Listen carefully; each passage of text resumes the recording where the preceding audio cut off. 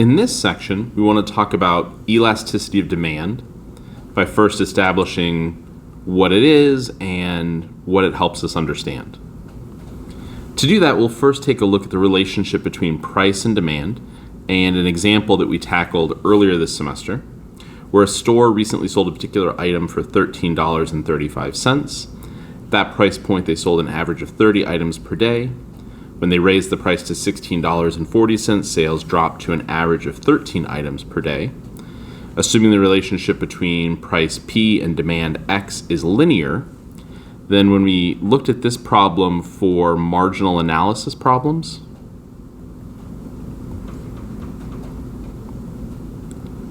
we took the information in that problem and converted it into coordinates of the form x, comma p.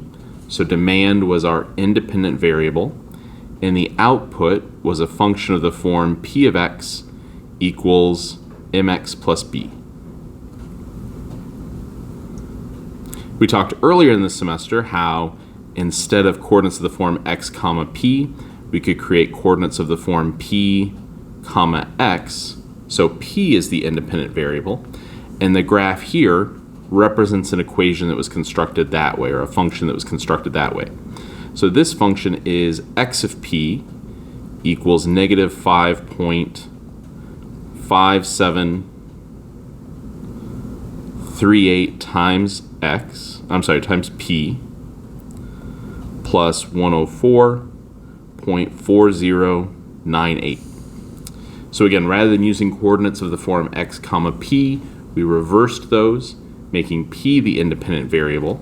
So every point along this line is some value p comma x, meaning what would traditionally be our x-axis is now the p-axis, and what would traditionally be our y-axis is now the x-axis. Even just casually looking at this graph, we can see that as we read it from left to right,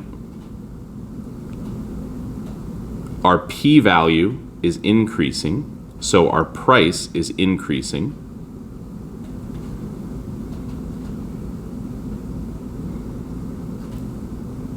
And as that value for p, our price increases, our value for x, which is demand, is decreasing.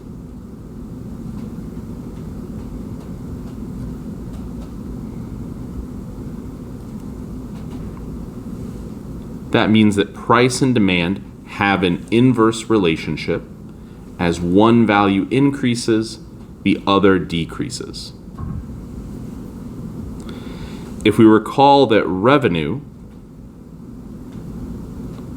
our revenue function is constructed as taking price times demand, then that gives us two ways to increase revenue.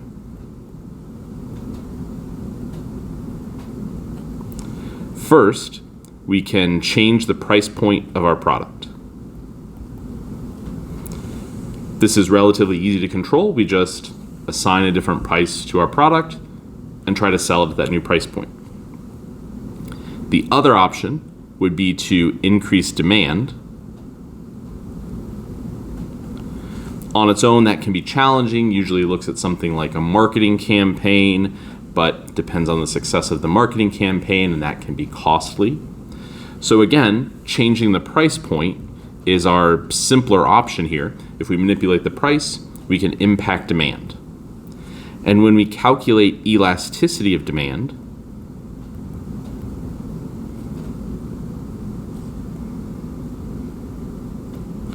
which we'll calculate as a value E of P, what that's going to do is help us understand the impact of a change in price. More specifically, what's going to happen to demand as we change the price of an item.